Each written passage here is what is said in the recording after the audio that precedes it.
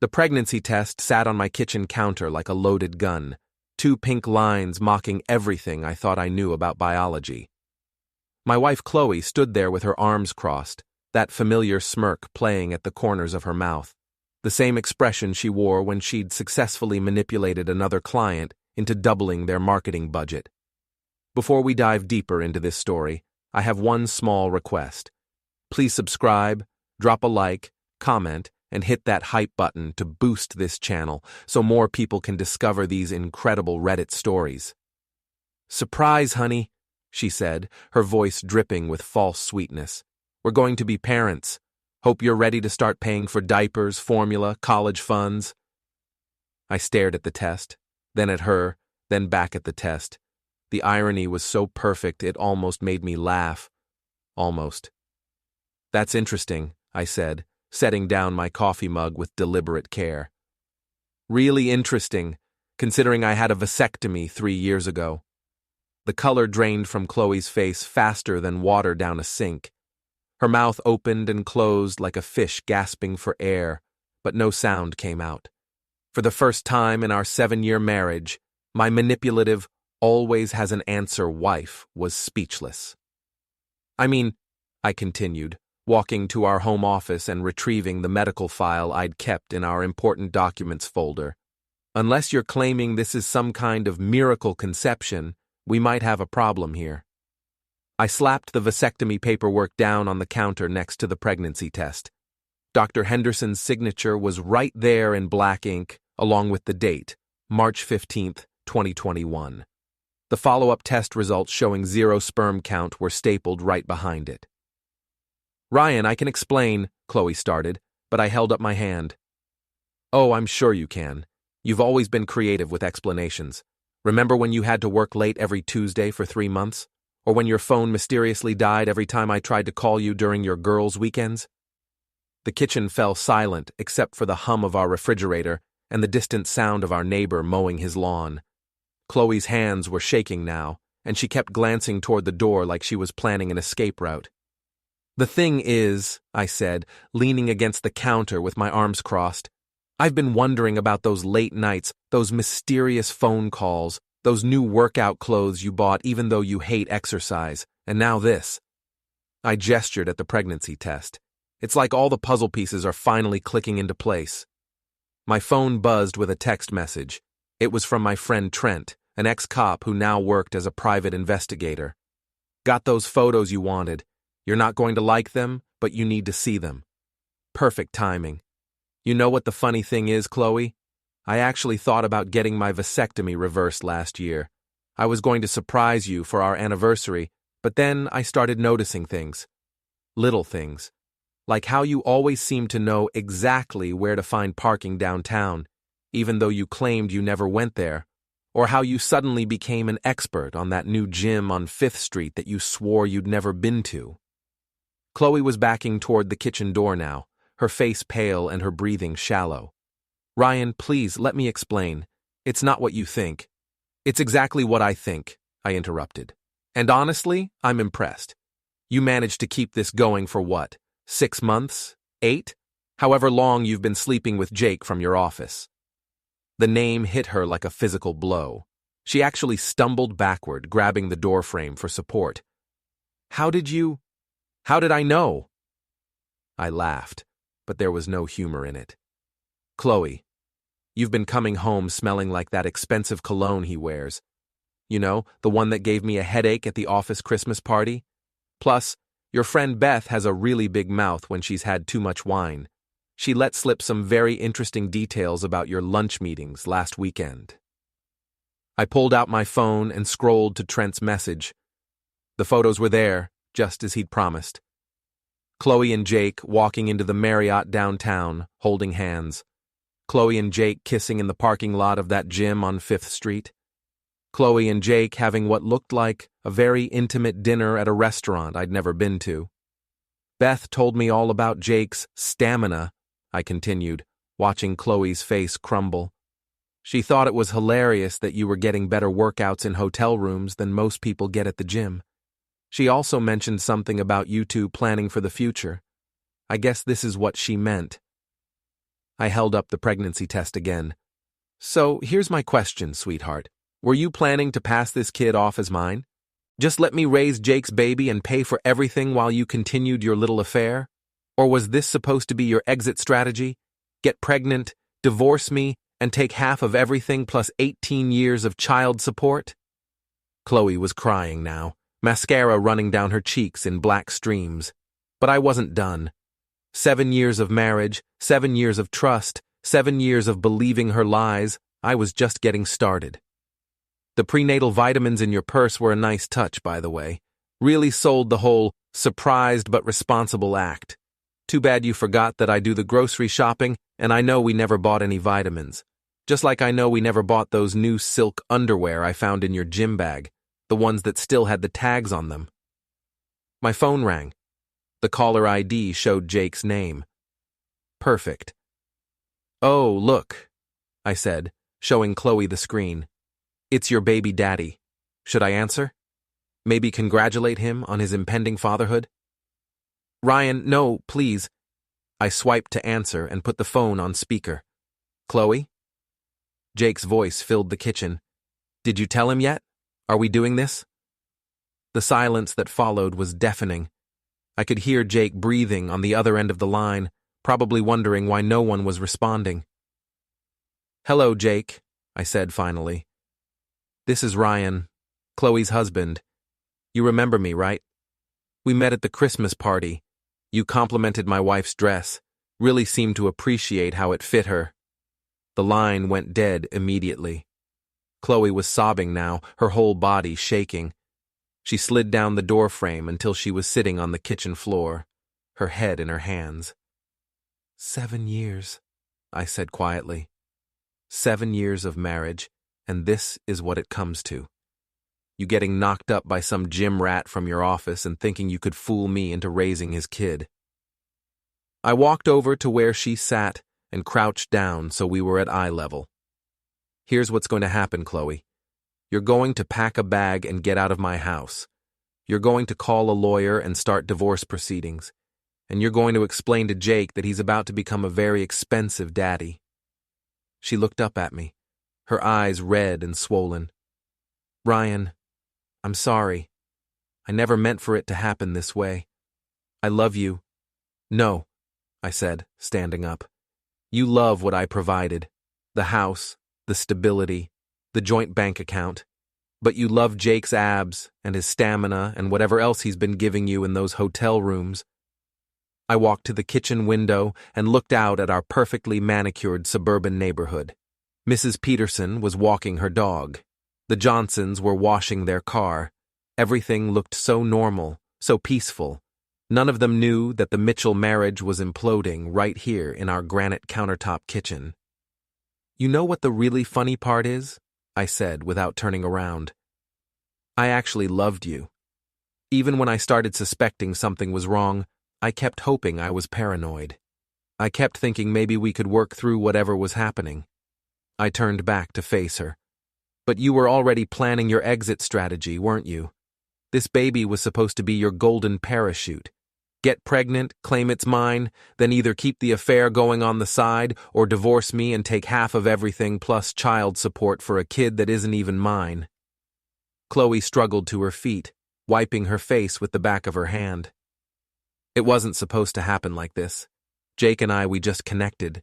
You're always working, always focused on your computers and your code. He made me feel alive again. And now he's made you pregnant. Congratulations. I hope that alive feeling was worth destroying our marriage and lying to me for months.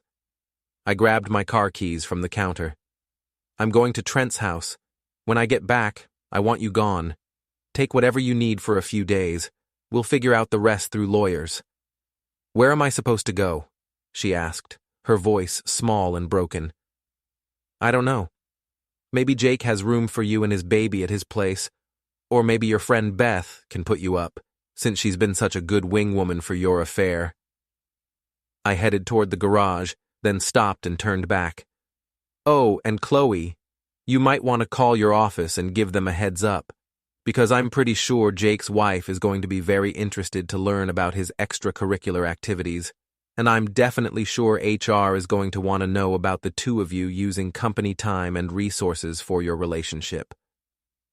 The look of panic that crossed her face told me everything I needed to know. Jake was married. Of course he was. This just kept getting better and better. His wife doesn't know? I asked, already knowing the answer. Chloe shook her head miserably. Well, I said, opening the door to the garage, I guess she's about to find out. Along with everyone else.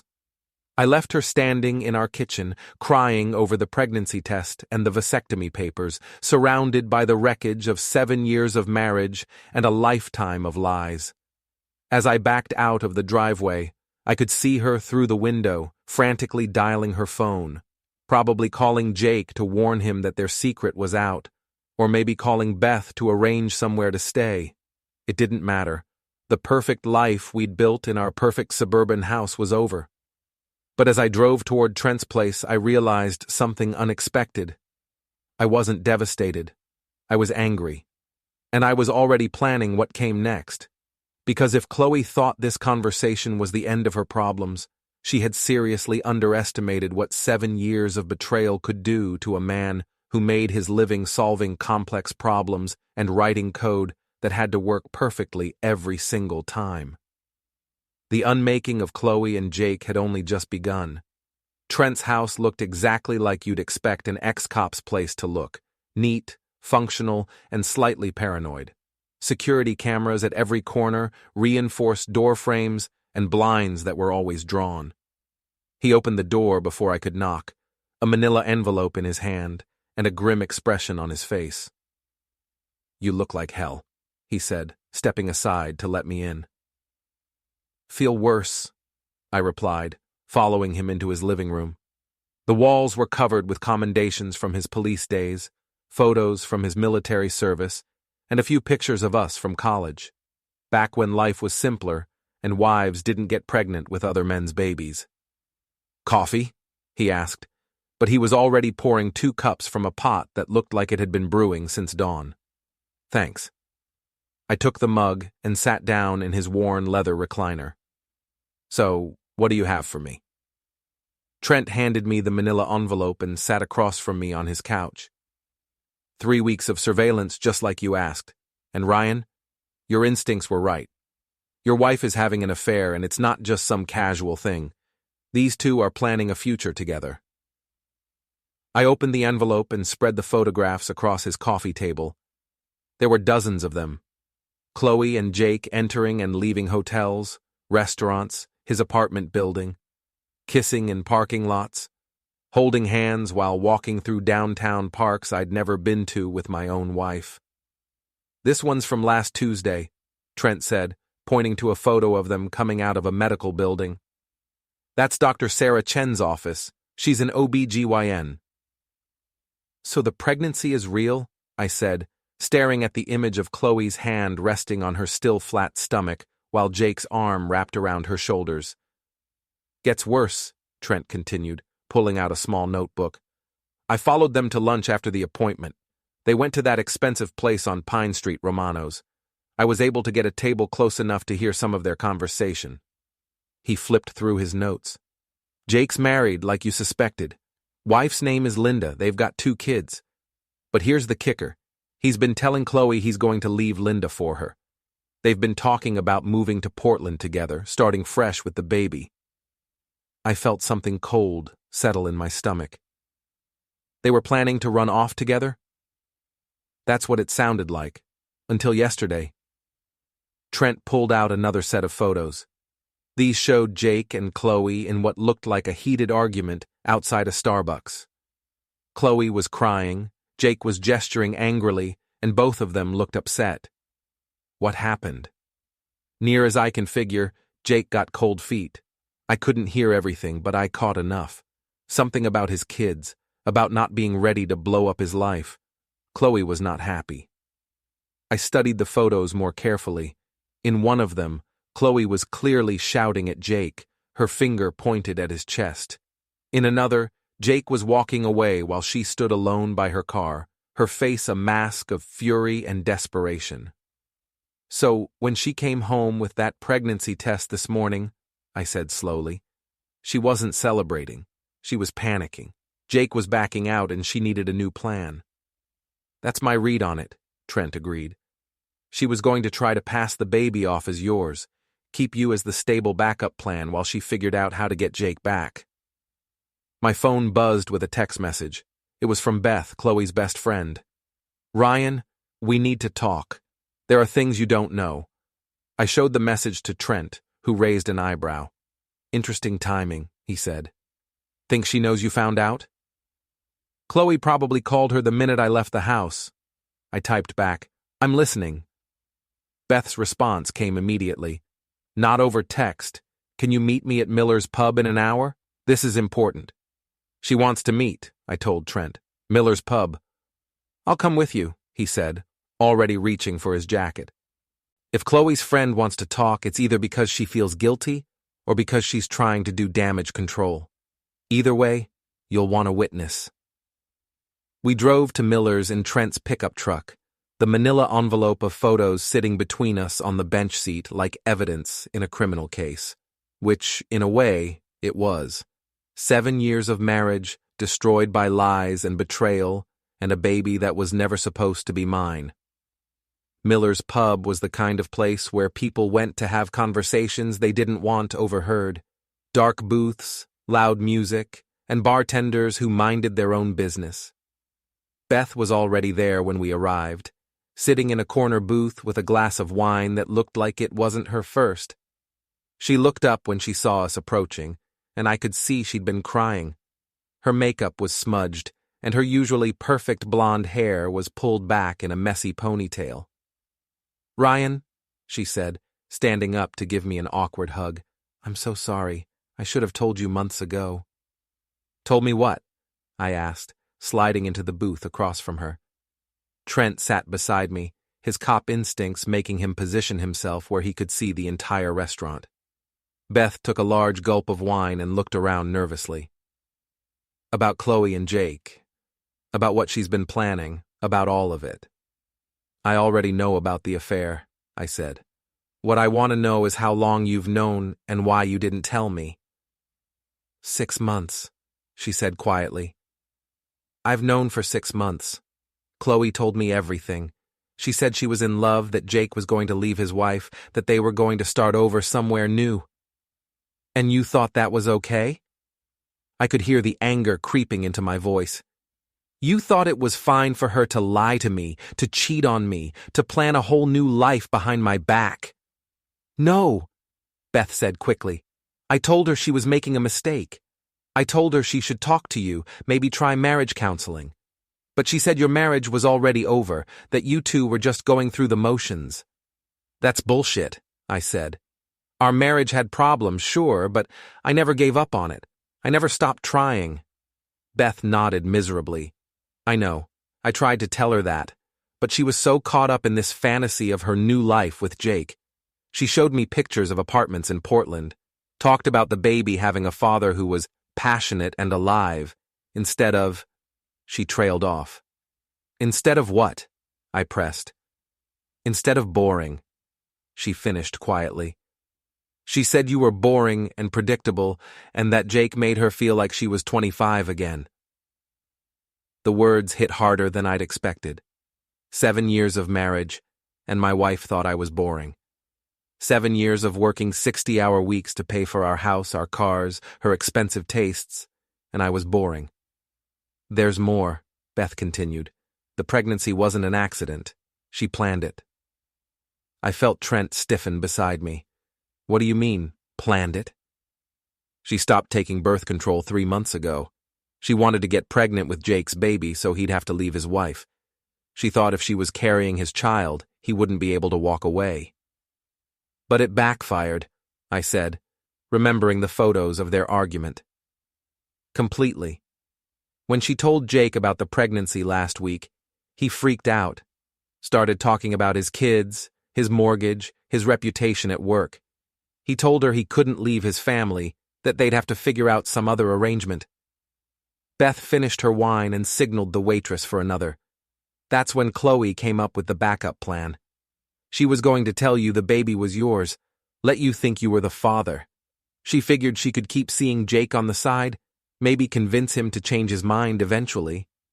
And if he didn't change his mind? Trent asked.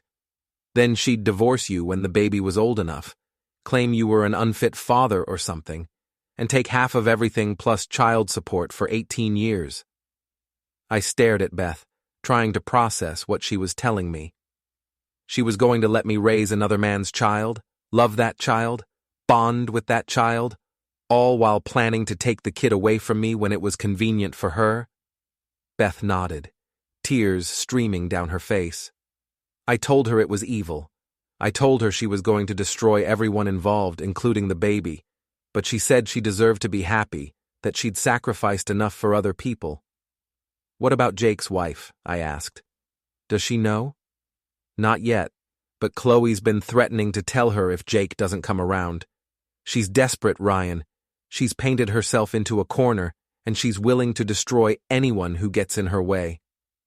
The waitress brought Beth's second glass of wine, and she took a large gulp before continuing. There's something else. Chloe's been going through your computer, your phone, your emails. She's been looking for anything she could use against you in a divorce. She hired a lawyer 2 months ago and had him draw up papers claiming you were emotionally abusive and financially controlling. That's insane, I said. I've never laid a hand on her, and she has access to all our accounts. I know, but she was building a case just in case. She wanted to make sure she'd get everything if it came to a divorce. Trent leaned forward. Beth, why are you telling us this now? What changed? Beth looked down at her wine glass, swirling the liquid around like she was trying to find answers in the bottom of the glass. Because this morning, after you confronted her, she called me. She was hysterical, screaming about how you'd ruined everything, how she was going to make you pay. She said she was going to tell everyone you'd been abusing her, that she was going to take the house, the cars, everything. She was talking about destroying your reputation, your career, your life. And you decided that was going too far? I asked. I decided I couldn't be part of it anymore. I've watched her lie to you for months, and I've felt sick about it every single day. But hearing her talk about destroying you completely, about making up stories of abuse. Beth shook her head. That's when I realized she's not the person I thought she was. She's not my friend anymore. She's become someone I don't recognize. I pulled out my phone and showed Beth the photos Trent had taken. Have you seen these? Beth glanced at the images and nodded. She showed me some of them herself. She was so proud of her secret relationship, so excited about her new life. She thought she was being clever, thought she had everything figured out. Well, she figured wrong, I said, gathering up the photos. Because now I know everything. The affair, the planned pregnancy, the backup plan with me, the divorce strategy, all of it. What are you going to do? Beth asked quietly. I looked at Trent, who nodded slightly. We'd been friends long enough that we could communicate without words, and I could see in his expression that he was thinking the same thing I was. I'm going to give Chloe and Jake exactly what they deserve, I said. They want to destroy lives and manipulate people and lie to everyone around them? Fine. But they're about to learn that I'm not as boring and predictable as they thought. Beth looked worried. Ryan, don't do anything illegal. Don't give her ammunition to use against you. Don't worry, I said, standing up from the booth. Everything I'm planning is perfectly legal, but by the time I'm done, Chloe and Jake are going to wish they'd never met each other. As we walked out of Miller's pub, Trent clapped me on the shoulder. So what's the plan? Phase 1, I said, is making sure everyone knows the truth, starting with Jake's wife, Linda. And Phase 2? I smiled, but there was no warmth in it. Phase 2 is where things get interesting. Linda Martinez lived in a beautiful colonial house about 20 minutes from downtown, complete with a white picket fence and a minivan in the driveway that had soccer ball stickers and honor student decals covering the back window. The American dream, lived by a woman who had no idea her husband was planning to abandon it all for my wife. I sat in my car across the street for 10 minutes, watching her through the front window as she helped what looked like a 10-year-old boy with homework at the kitchen table. A younger girl, maybe 7, was coloring in a book beside them. The picture of domestic bliss, about to be shattered by the truth about Jake's double life. Trent had offered to come with me, but this was something I needed to do alone. Linda deserved to hear about her husband's affair from another betrayed spouse, not from a private investigator with a folder full of surveillance photos. I walked up the front path and rang the doorbell. Linda answered after a moment, wiping her hands on a kitchen towel. She was pretty in an understated way, with dark hair pulled back in a practical ponytail and kind eyes that reminded me of my sister. "Can I help you?" she asked, glancing past me to see if I was alone. "Mrs. Martinez? My name is Ryan Mitchell. I'm Chloe Mitchell's husband. I think we need to talk about our spouses." The color drained from her face, and I could see in her expression that some part of her already knew what I was going to tell her. Maybe she'd noticed the late nights, the mysterious phone calls, the sudden interest in working out and buying new clothes. Maybe she'd just been waiting for someone to confirm what she already suspected. "Please," she said quietly, stepping aside to let me in. "Come in." The house was warm and lived in, with family photos covering every surface and children's artwork taped to the refrigerator. It was the kind of home Chloe and I had talked about having someday, back when we were planning a future together instead of destroying the present. "Kids," Linda called toward the kitchen, "why don't you go upstairs and play for a while? I need to talk to this gentleman." "But Mom, I'm not done with my math homework," the boy protested. "You can finish it later, sweetie. Go on." The children gathered up their books and papers and headed upstairs, the girl stopping to stare at me curiously before her brother pulled her along. Linda led me to the living room, and we sat on opposite ends of her couch, the manila envelope of photos sitting between us like a bomb waiting to explode. "How long have you known?" she asked, her voice steady despite the tears I could see forming in her eyes. "I found out this morning," I said. "My wife told me she was pregnant. Problem is, I had a vasectomy 3 years ago." Linda closed her eyes and took a deep breath. "How long has it been going on?" "At least 6 months, probably longer." I opened the envelope and pulled out a few of the less intimate photos. "I hired a private investigator to confirm what I suspected. I'm sorry you have to see this, but I thought you deserved to know the truth."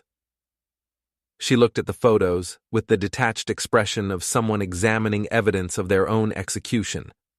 Jake and Chloe holding hands outside a restaurant. Jake and Chloe kissing in a parking lot. Jake and Chloe walking into a hotel together. "I knew something was wrong," she said quietly. "He's been distant for months, working late, going to the gym constantly, buying new clothes. He said he was having a midlife crisis, that he needed to get back in shape." She laughed bitterly. I guess he was getting in shape for her. "Linda, there's more, and it's going to be hard to hear."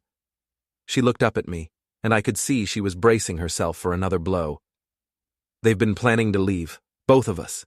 Jake told Chloe he was going to divorce you and move to Portland with her. They were going to start over with the baby." Linda's composure finally cracked. She put her face in her hands and started crying, her shoulders shaking with the force of her sobs. I wanted to comfort her, to say something that would make this easier, but there were no words for what we were both going through. "My children," she said through her tears. "What am I going to tell my children?" "I don't know," I said honestly. "I wish I had an answer for that." We sat in silence for a few minutes while Linda cried, and I tried to figure out what to say next. Finally, she wiped her eyes and looked at me again. "You said they were planning to leave. Past tense. What changed?" "Jake got cold feet. My investigator overheard them arguing yesterday. Jake told Chloe he couldn't leave his family, couldn't blow up his life. So Chloe came up with a backup plan." "Which was?" "Pass the baby off as mine. Let me think I was the father while she kept seeing Jake on the side, hoping to eventually convince him to change his mind." Linda stared at me in disbelief. "She was going to let you raise his child?" "That was the plan. And if Jake never came around, She was going to divorce me when it was convenient and take half of everything plus 18 years of child support for a baby that isn't mine. That's... Linda struggled to find words. That's evil. Yeah, it is. Linda stood up and walked to the window, looking out at her front yard where a neighbor was walking their dog, and everything looked normal and peaceful. What are you going to do? She asked without turning around. I'm going to make sure everyone knows the truth, I said. Starting with their workplace, Jake and Chloe both work for Morrison Marketing, and I'm pretty sure the company has policies about employees having affairs, especially when it involves using company time and resources. Linda turned back to face me. You're going to get them fired? I'm going to let their employer know what they've been doing and let the company decide how to handle it.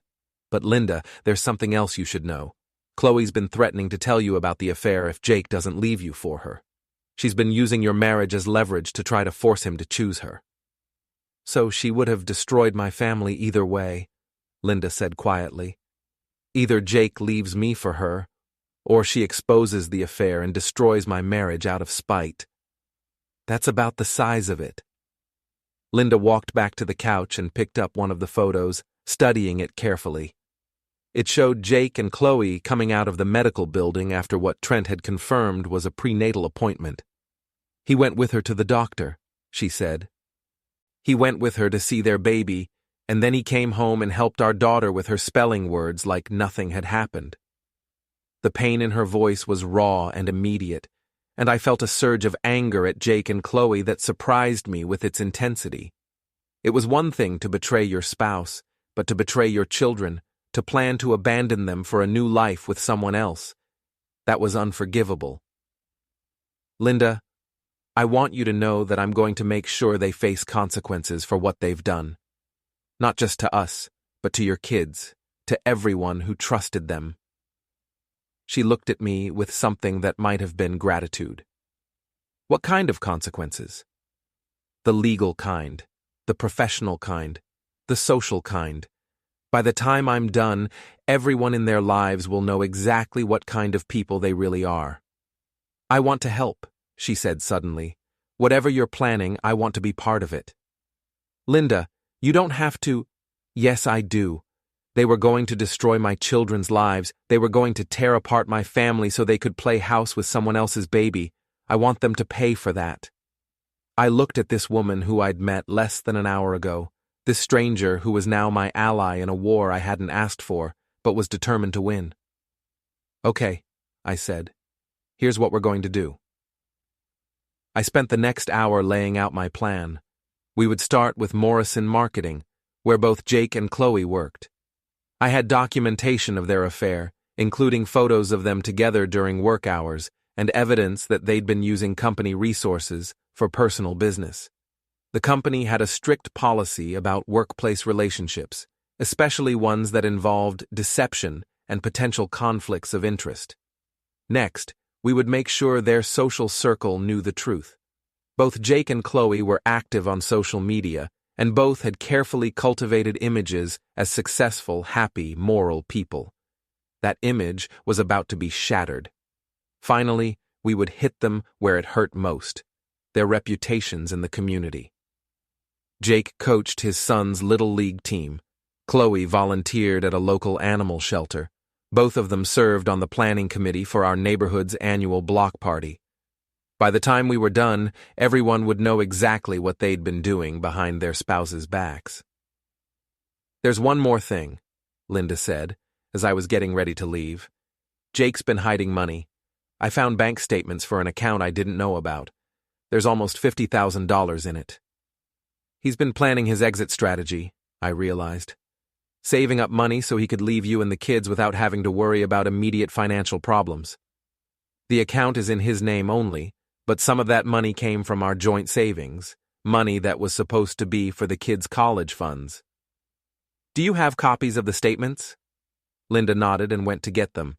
When she came back, she handed me a folder full of bank documents that showed regular transfers from their joint account to Jake's secret account, going back almost a year.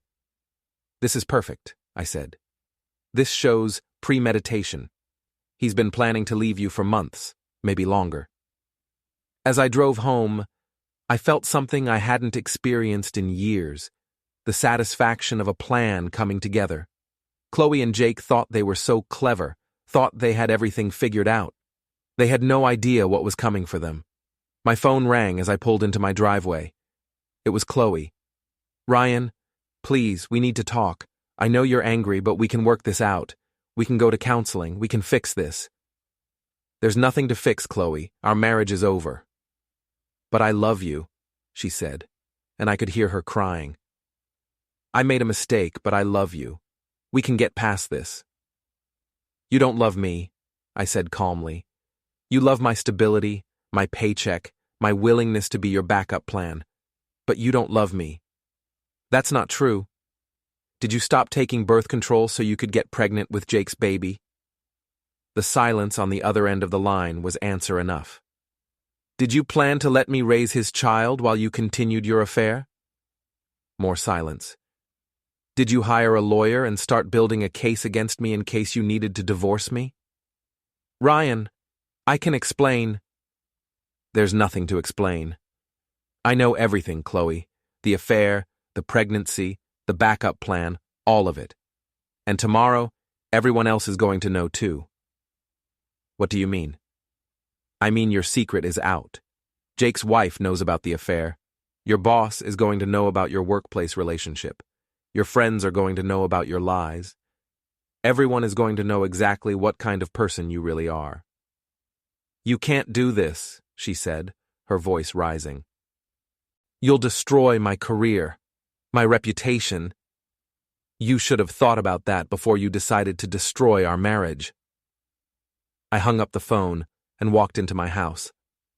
It felt different now, emptier somehow, even though Chloe's things were still scattered around. The life we'd built together was over, but for the first time in months, I felt like I could breathe again. My phone buzzed with a text from Trent. "Morrison Marketing HR Department opens at 8 a.m. I'll have all the documentation ready." I typed back, "Perfect. Let's give them something to talk about at their morning meeting." The war was just beginning, and Chloe and Jake had no idea what was about to hit them. Morrison Marketing occupied 3 floors of a sleek downtown building, all glass and steel and the kind of modern design that was supposed to make employees feel innovative and dynamic. I'd been there exactly twice, once for Chloe's office Christmas party and once to pick her up when her car was in the shop.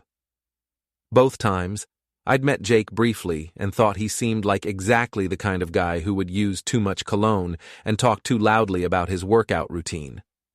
Now, I was sitting in the reception area at 8:15 a.m., waiting to meet with Sandra Webb, the Human Resources Director. The manila envelope in my lap contained everything Trent and I had compiled: photos, bank records, timeline documentation, and a detailed written statement about Jake and Chloe's affair and its impact on their work performance and professional conduct. "Mr. Mitchell?" A woman in her 50s with graying hair and a no-nonsense expression approached me. "I'm Sandra Webb. Thank you for coming in." She led me to a conference room with floor-to-ceiling windows that offered a view of the city skyline.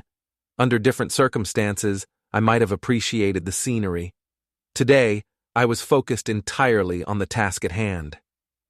"I understand you have some concerns about 2 of our employees," Sandra said, settling into a chair across from me and opening a legal pad. "Before we begin, I want you to know that Morrison Marketing takes all allegations of workplace misconduct very seriously." "I appreciate that," I said, placing the envelope on the table between us. "What I'm about to show you involves my wife, Chloe Mitchell, and her co-worker, Jake Martinez. They've been having an affair for at least 6 months, and I have reason to believe they've been using company time and resources to facilitate their relationship." Sandra's expression didn't change, but I could see her pen pause over her legal pad. "Those are serious allegations. What evidence do you have?" I opened the envelope and spread out the photographs, bank statements, and documentation. These photos were taken by a licensed private investigator over the past 3 weeks. They show Jake and Chloe together during work hours at various locations around the city. Sandra examined the photos carefully, making notes as she went. This one shows them at Romano's restaurant. According to the timestamp, this was taken at 1:30 p.m. on a Tuesday. Neither of them was scheduled for a lunch meeting that day, I said. I checked Chloe's calendar. She told me she was working through lunch to meet a deadline. And this one? That's them leaving the Marriott downtown at 3 p.m. on a Thursday. Again, both of them were supposed to be at work. Sandra continued through the photos, her expression growing more serious with each one. When she reached the images of Jake and Chloe at the medical building, she looked up at me. Mr. Mitchell, I have to ask, what prompted you to hire a private investigator? My wife told me she was pregnant yesterday morning. The problem is, I had a vasectomy 3 years ago. I pulled out the medical records and placed them on the table. It's medically impossible for me to be the father of her child. Sandra studied the vasectomy documentation, then looked back at the photos of Jake and Chloe leaving the OB/GYN's office. So you believe Mr. Martinez is the father of your wife's child? I know he is. My wife's friend confirmed it, and I have phone records showing extensive communication between Jake and Chloe, including calls and texts during work hours. I pulled out the phone records Trent had obtained through his contacts. These show that Jake and Chloe have been in constant contact for months. Look at the frequency, sometimes 20 or 30 texts per day, calls that last for hours, all during times when they should have been focused on their work responsibilities. Sandra made more notes, then looked up at me. Mr. Mitchell, what outcome are you seeking from this meeting? I want Morrison Marketing to be aware of what 2 of your employees have been doing. They've been conducting a personal relationship on company time, using company resources, and lying to their supervisors about their whereabouts and activities. Jake is married with 2 children, and both he and my wife have been deceiving their families while using your company as a cover for their affair. I see. And you believe this has affected their work performance? I know it has. Chloe missed 3 important client meetings in the past month because she was with Jake. She blamed it on car trouble, family emergencies, and food poisoning. But I have photos showing she was with Jake during all 3 of those missed meetings. Sandra's pen was moving quickly across her legal pad now. What about Mr. Martinez? According to my wife's friend, Jake has been distracted and unfocused at work for months. He's been leaving early, taking long lunches, and spending more time on personal calls than on client work. She also mentioned that Jake has been bragging to other employees about his active social life, which has created an uncomfortable work environment for people who know he's married. These are very serious allegations, Sandra said, closing her legal pad. I want you to know that we will be conducting a thorough investigation into this matter. There's one more thing, I said, pulling out the bank statements Linda had given me. Jake has been hiding money from his wife, possibly in preparation for leaving his family. Some of this money may have come from expense account fraud or other financial misconduct related to his position here. Sandra examined the bank statements, her eyebrows rising as she saw the amounts and frequency of the transfers. Mr. Mitchell, I'm going to need to keep copies of all this documentation. Our investigation will begin immediately, and both employees will be suspended pending the outcome. What happens if you find that my allegations are true? Morrison Marketing has a zero-tolerance policy for workplace relationships that involve deception, misconduct, or abuse of company resources. If our investigation confirms what you've shown me today, both employees will be terminated immediately. I felt a surge of satisfaction.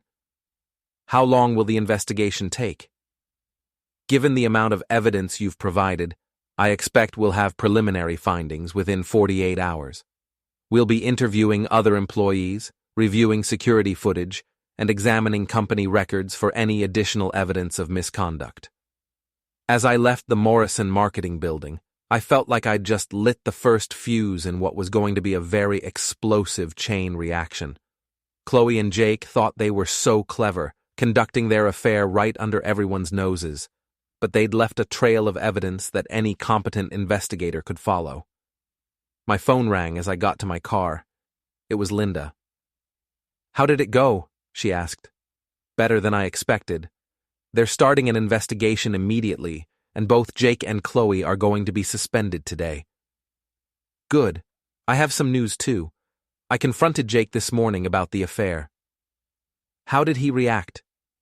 He tried to deny it at first, but when I showed him the photos you gave me, he broke down and confessed everything. Ryan, he's been lying to me for almost a year. The affair started long before 6 months ago. I felt a cold anger settle in my chest. What else did he tell you? He said Chloe pursued him aggressively, that she made it clear she was looking for someone to have an affair with. He said she told him her marriage was loveless, and that you were emotionally distant and controlling. That's bullshit, I said. I worked 60-hour weeks to support her lifestyle. I gave her everything she wanted. I know. But Jake believed her, or at least he wanted to believe her because it made him feel better about what he was doing. He said Chloe made him feel young and exciting again. What about the pregnancy? He admitted that was Chloe's idea. She told him she wanted to have his baby, that it would prove their love was real. He said he got caught up in the fantasy of starting over with a younger woman who made him feel important. And now? Now he's panicking. He knows his career is over, he knows our marriage is over, and he's terrified about what's going to happen when everyone finds out. He's been calling Chloe all morning, but she's not answering her phone. I wasn't surprised. Chloe was probably trying to figure out her own damage control strategy. Linda, there's something else we need to discuss. I want to make sure their social circles know what they've done. These aren't just private betrayals. They've been lying to everyone around them, using their friends and families as cover for their affair. What do you have in mind? Jake coaches your son's Little League team, right? And Chloe volunteers at the animal shelter? Yes, and they're both on the planning committee for the neighborhood block party next month. Perfect. I think it's time their communities knew exactly what kind of people they really are. We spent the next hour planning our next moves. Linda would handle Jake's Little League team and their neighborhood connections. I would take care of Chloe's volunteer work and our mutual friends. By the end of the day, everyone in their lives would know the truth about their affair and their betrayal of their families. My phone buzzed with a text from Chloe. Ryan, please call me. We need to talk about this situation before it gets out of hand. I showed the message to Linda, who laughed bitterly. Before it gets out of hand? It got out of hand the minute they decided to have an affair. I typed back, there's nothing to discuss. You made your choices, now you get to live with the consequences. Chloe's response came immediately. You're destroying my life over a mistake. This isn't who you are. You're right, I replied. The old me would have tried to work things out, would have blamed myself, would have let you manipulate me into taking you back. But the new me knows exactly who you are, and I'm done pretending otherwise. My phone started ringing. Chloe was calling, probably desperate to try her manipulation tactics over the phone since text messages weren't working. I declined the call and turned to Linda. Ready for phase 2? More than ready, she said. Let's make sure everyone knows the truth. As we left the parking lot, I felt something I hadn't experienced in months. The satisfaction of taking action instead of just enduring betrayal. Chloe and Jake had spent months lying, scheming, and planning to destroy their families for their own selfish desires. Now it was time for them to face the consequences of their choices. The Riverside Animal Shelter was exactly the kind of place Chloe loved to volunteer at. Photogenic animals, grateful staff, and plenty of opportunities to post heartwarming social media content that made her look like a caring, compassionate person. She'd been volunteering there for 2 years, and everyone from the director to the other volunteers thought she was wonderful. They were about to learn otherwise. I walked into the shelter at 10 a.m., carrying a folder of documentation and wearing my most serious expression. The reception area smelled like disinfectant and dog shampoo, and I could hear barking coming from the kennels in the back. Can I help you? Asked a young woman behind the desk, her name tag identifying her as Jessica. I'd like to speak with the director, please. It's about one of your volunteers, Chloe Mitchell. Jessica's expression immediately became concerned. Is Chloe okay? She didn't show up for her shift yesterday and she's not answering her phone. That's what I need to discuss with your director. It's rather urgent. A few minutes later, I was sitting across from Margaret Thompson, a woman in her 60s who had been running the shelter for over a decade. Her office walls were covered with photos of animals that had been successfully adopted, and she had the kind of warm, grandmotherly presence that immediately put people at ease. Mr. Mitchell, Jessica said you wanted to discuss Chloe. I hope she's not ill. Mrs. Thompson, I'm Chloe's husband. I'm here because I've discovered some things about my wife that I believe you and your staff should know about. Margaret's expression became more serious. What kind of things? I opened my folder and pulled out a carefully selected set of photos and documents. Chloe has been having an affair with a married co-worker for at least 6 months. She's pregnant with his child, and she's been using her volunteer work here as a cover for meeting with him. Margaret stared at me, clearly not expecting this kind of revelation. Mr. Mitchell, I'm not sure why you're telling me this. What our volunteers do in their personal lives. Mrs. Thompson, look at these photos. I spread out several images showing Chloe and Jake together during times when she was supposed to be volunteering at the shelter. This one was taken last Tuesday at 2 p.m. According to your volunteer schedule, Chloe was supposed to be here helping with the adoption event. Margaret examined the photo, which showed Chloe and Jake having lunch at an expensive restaurant downtown. And this one, I continued, was taken last Saturday morning. Chloe told me she was coming here for a special weekend cleaning project. Instead, she was at a hotel with her lover. I pulled out Chloe's text messages to me, which Trent had helped me recover from our shared phone plan. Here's what she texted me that day. Going to be at the shelter all morning. These poor animals need so much help. Won't be home until afternoon. Margaret read the messages, then looked back at the photos. Mr. Mitchell, this is very disturbing. Not just the affair, but the fact that she's been lying to us about her whereabouts and using our organization as a cover for deception. There's more, I said, pulling out additional documentation. Chloe has been posting photos on social media that make it appear she's here volunteering when she's actually with her lover. Look at this Instagram post from 2 weeks ago. The post showed Chloe holding a puppy, with the caption, "Another amazing day helping these sweet babies find their forever homes." Volunteer life. Animal lover. Making a difference. According to your volunteer logs, I continued, Chloe wasn't here that day. She called in sick with a migraine, but she posted this photo, probably taken on a previous visit, to maintain her image as a dedicated volunteer. Margaret was looking more upset by the minute. She's been using our organization to deceive her family and maintain a false image on social media? Exactly, and it gets worse. Chloe has been telling people that her volunteer work here is so important to her that it's causing stress in our marriage. She's been portraying me as unsupportive of her charitable work, when in reality, she's barely been showing up for her scheduled shifts.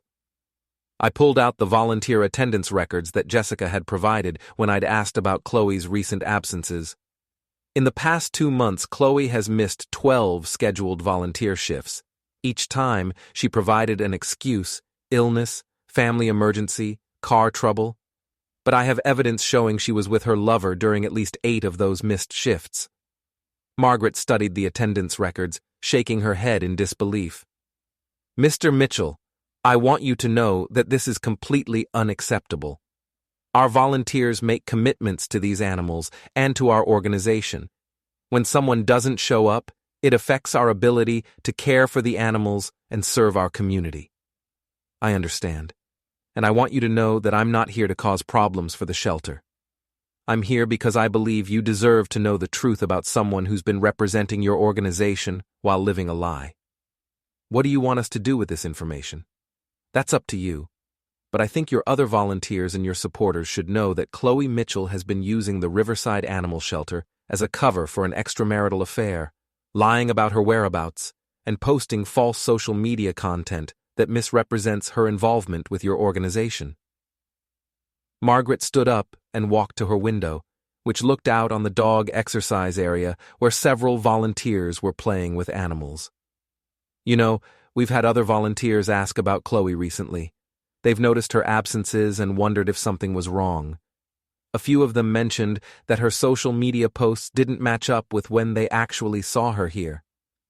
So, other people have noticed the inconsistencies? Yes, and now I understand why. Margaret turned back to face me. Mr. Mitchell, I want to thank you for bringing this to my attention. We take the integrity of our volunteer program very seriously, and we can't have someone using our organization for deception. What will you do? Chloe Mitchell's volunteer privileges are terminated immediately. We'll be sending a letter to that effect today, and we'll be reviewing all of her social media posts to determine if any action needs to be taken regarding false representation of our organization. As I left the animal shelter, I felt a grim satisfaction. Chloe loved her volunteer work. Or rather, she loved the image it gave her as a caring, compassionate person. Now that image was destroyed, and everyone at the shelter would know exactly what kind of person she really was. My next stop was the community center, where Chloe served on the planning committee for our neighborhood's annual block party. The committee met every Wednesday evening, and Chloe had been a member for 3 years. She loved the social aspect of the work, the chance to network with other families in our neighborhood, and the opportunity to be seen as a community leader. That image was about to be shattered as well. The community center was bustling with activity when I arrived. There was a senior citizens exercise class in one room, a children's art program in another, and the block party planning committee meeting in the main conference room. I could see Chloe through the window, sitting at a table with 5 other committee members, gesturing animatedly as she talked about decorations or entertainment, or whatever they were discussing. She looked perfectly normal, perfectly composed, like a devoted community volunteer who definitely wasn't carrying another man's baby. I waited until the meeting ended, then approached the committee chair, a woman named Patricia who lived 3 houses down from us. Patricia, could I speak with you privately for a moment? It's about Chloe. Patricia looked surprised but agreed, and we stepped into an empty classroom. Is everything okay, Ryan? Chloe seemed fine during the meeting. Patricia, I need to tell you something about my wife, and it's going to be difficult to hear. Chloe has been having an affair with a married co-worker. She's pregnant with his child, and she's been using her community activities as cover for meeting with him. Patricia's mouth fell open. Ryan, Are you sure? I pulled out my folder of evidence and showed her selected photos and documentation. I'm absolutely sure, and I'm telling you this because Chloe has been lying to everyone, including the people she works with on this committee. Patricia examined the photos, her expression growing more shocked with each one. This photo shows her with another man during our committee meeting 2 weeks ago. She said she had to leave early for a family emergency. That family emergency was a hotel room with her lover. Oh my God. Ryan, I'm so sorry. This must be devastating for you. It is. But what's worse is that Chloe has been using her involvement with the block party committee to maintain her image as a devoted wife and community member while she's been betraying everyone who trusts her. Patricia sat down heavily in one of the classroom chairs. What do you want me to do with this information? I think the other committee members deserve to know the truth. Chloe has been unreliable, dishonest, and deceptive. She's missed meetings, left early from others, and used committee work as an excuse to meet with her lover. That's not the kind of person who should be representing our neighborhood. You're right, Patricia said quietly. The committee is supposed to be made up of people who care about our community and can be trusted to follow through on their commitments. If Chloe has been lying to us, she has, and everyone will find out eventually. I think it's better if the committee knows the truth now, rather than being blindsided later. Patricia nodded slowly. I'll call an emergency committee meeting for tomorrow night. We'll need to discuss Chloe's status and decide how to move forward. As I drove home, I called Linda to check on her progress with Jake's Little League team. How did it go? I asked. Better than expected, she said. I spoke with the league coordinator and showed him the evidence of Jake's affair. He was horrified.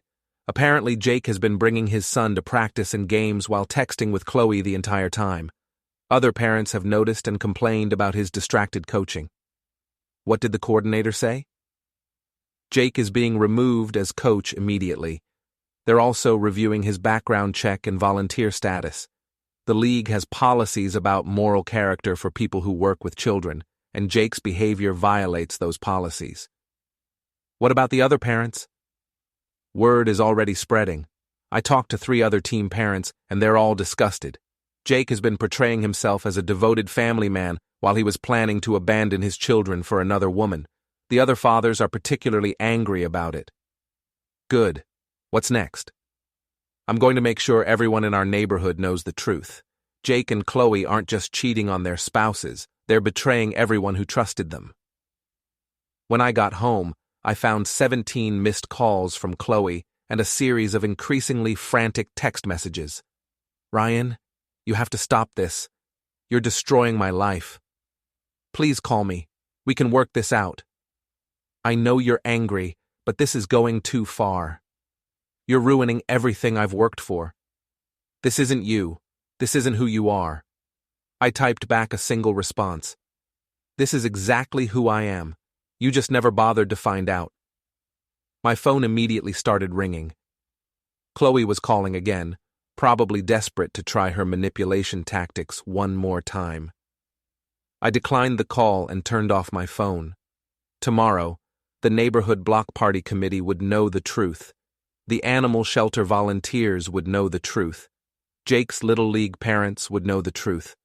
By the end of the week, everyone in Chloe and Jake's social circles would know exactly what kind of people they really were. The war was far from over, but I was winning every battle. 3 days after I'd started my campaign to expose Chloe and Jake's affair, both of their worlds had completely collapsed. Morrison Marketing had fired them both for workplace misconduct and violation of company policy. The animal shelter had terminated Chloe's volunteer privileges and was considering legal action for false representation. The neighborhood block party committee had voted unanimously to remove Chloe from the group. Jake had been banned from coaching Little League and was facing a formal complaint with the youth sports organization. But I wasn't done yet. Chloe had been staying at a hotel since I'd changed the locks on our house, calling and texting me dozens of times each day, alternating between begging for forgiveness and threatening legal action.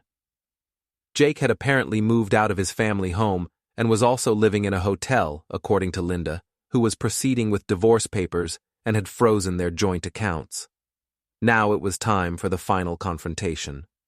I arranged to meet both Chloe and Jake at our house on Friday evening, telling them I was ready to discuss a reasonable settlement that would avoid further public humiliation for everyone involved. It was a lie, of course, but they were desperate enough to believe it. Trent arrived an hour before the scheduled meeting, helping me set up recording equipment in the living room. Everything we were doing was legal. Washington is a one-party consent state for recordings, and they would be in my house, where I had every right to document what was said. "You sure about this?" Trent asked, as he positioned a small camera behind a bookshelf. "These people are desperate, and desperate people do stupid things." "I'm sure," I said. "They've spent months lying to everyone around them, destroying their families, planning to abandon their children. It's time for them to face the truth about what they've done. And if they get violent?" I patted the baseball bat I'd placed behind the couch. "Then we'll handle it." Chloe arrived first, looking haggard and desperate. She'd lost weight in the past few days, and her usually perfect hair and makeup were disheveled. She looked like someone who hadn't been sleeping or eating properly. "Ryan," she said, stepping into the house like she was entering a war zone. "Thank you for agreeing to meet. I know you're angry, but we can fix this." "Can we?" I asked, closing the door behind her. "Can we fix the fact that you're pregnant with another man's baby? Can we fix the fact that you've been lying to me for months? Can we fix the fact that you were planning to let me raise Jake's child while you continued your affair?" Chloe's face crumpled. I never meant for it to happen this way. I love you, Ryan. I've always loved you. No, you haven't. You love what I provided for you. The house, the financial security, the stable backup plan while you played house with your boyfriend. The doorbell rang. Jake had arrived. I opened the door to find Jake looking even worse than Chloe. His eyes were bloodshot, his clothes were wrinkled, and he smelled like he'd been drinking. Mitchell, he said, pushing past me into the house. We need to talk. Yes, we do, I agreed, leading him into the living room where Chloe was sitting on the couch, crying. Jake saw Chloe and immediately went to her, putting his arm around her shoulders in a gesture that would have infuriated me a week ago. Now it just seemed pathetic. Okay, Jake said, trying to sound authoritative despite his obvious desperation. Here's what's going to happen. You're going to stop this campaign of harassment against us, you're going to give Chloe a fair divorce settlement, and we're all going to move on with our lives. I laughed. Actually laughed out loud at the absurdity of Jake trying to make demands while his own life was in ruins. That's your proposal? I asked. You destroy my marriage, get my wife pregnant, plan to abandon your own children, and now you want to dictate terms to me? Look, man, I know you're pissed, but you've made your point. We lost our jobs, our reputations are ruined, everyone knows what we did. Enough is enough. Enough? I stood up and walked to the window, looking out at the neighborhood where everyone now knew the truth about Chloe and Jake's affair. Jake, you were planning to abandon your wife and children for a woman who was using me as a backup plan. You stole money from your family's savings account to fund your exit strategy. You lied to everyone around you for months, and you think I've done enough? I turned back to face them, and I could see the fear in their eyes. They were starting to realize that this wasn't a negotiation. Chloe, I said, focusing on my wife, soon-to-be ex-wife. Tell me about your backup plan. Tell me about how you were going to let me raise Jake's baby while you two figured out your future. Ryan, please, tell me, I shouted, and both of them jumped. Tell me about the lawyer you hired 2 months ago. Tell me about the fake abuse allegations you were preparing to use against me. Tell me about how you were going through my computer and phone, looking for ammunition to use in a divorce. Chloe was sobbing now, her whole body shaking. I was scared. I didn't know what else to do. You were scared? I felt the anger rising in my chest, hot and pure and righteous. You were scared, so you decided to destroy my life? You were scared, so you planned to take my house, my money, and a child that isn't even mine? Jake stood up, trying to look threatening, despite the fact that he was clearly falling apart. Mitchell, back off. She's pregnant, she's emotional. She's pregnant with your baby, I shouted. Your baby that she was going to pass off as mine. Your baby that you were going to abandon when you got cold feet about leaving your wife. I pulled out my phone and started playing a recording that Trent had helped me obtain. A conversation between Jake and Chloe from 3 days ago, when they didn't know they were being recorded. Jake's voice filled the room. This is insane, Chloe. My wife knows everything. I lost my job. My kids won't even look at me. This wasn't supposed to happen. Chloe's voice responded, We can still make this work. Ryan will come around eventually. He always does. We just need to wait for things to calm down. Jake, what if he doesn't come around? What if he keeps pushing this? Chloe, then we'll destroy him. I have that lawyer. I have the abuse allegations prepared. We'll take everything he has and start over somewhere else. I stopped the recording and looked at their shocked faces. So even after everything came out, even after your lives fell apart, you were still planning to destroy me. You were still planning to lie about abuse, steal my assets, and ruin my reputation. Ryan, that recording is illegal, Jake started. No, it's not. Washington is a one-party consent state, and the person who recorded this conversation was legally authorized to do so. I smiled coldly. But thanks for confirming that you were planning to frame me for domestic abuse. Chloe was hyperventilating now, gasping for air between sobs. I never wanted it to go this far. I just wanted to be happy." "You wanted to be happy," I repeated. "So you destroyed 2 marriages, betrayed 4 children, ruined 2 careers, and planned to commit perjury in divorce court. All so you could be happy." I walked over to where they sat huddled together on my couch and looked down at them with contempt. "Here's what's going to happen," I said quietly. "Chloe, you're going to sign divorce papers that give me everything. The house, the cars, the savings accounts, all of it. You're going to waive any claim to alimony or support. And you're going to publicly admit that you committed adultery and that the child you're carrying is not mine." "I can't do that," she started. "Yes, you can. Because if you don't, I'm going to release that recording to every news outlet in the city. I'm going to make sure everyone knows that you were planning to falsely accuse me of domestic abuse to steal my assets. I'm going to destroy what's left of your reputation so completely that you'll never be able to show your face in this city again."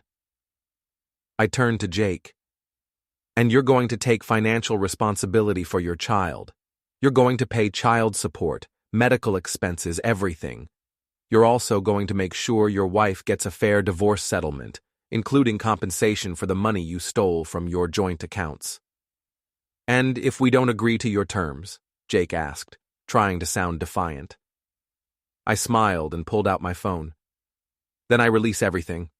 The recordings, the photos, the financial records, all of it. I make sure everyone knows exactly what kind of people you are. Your families, your former co-workers, your neighbors, everyone." I showed them my phone screen, which displayed a draft email to every major news outlet in Seattle. The subject line read, "Married couple's elaborate affair and fraud scheme exposed." "One click," I said. "That's all it takes to make sure your story goes viral. Cheating spouses who plan to commit perjury and fraud. The media will love it." Chloe and Jake looked at each other, and I could see the defeat in their eyes. They knew they had no choice. "Fine," Chloe whispered. "I'll sign whatever you want."